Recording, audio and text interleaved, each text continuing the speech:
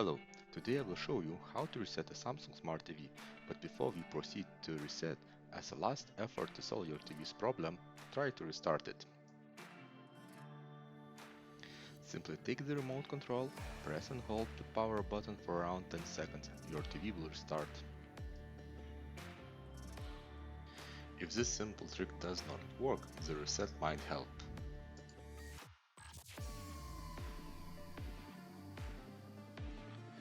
Choose General, scroll down to the bottom and choose Reset.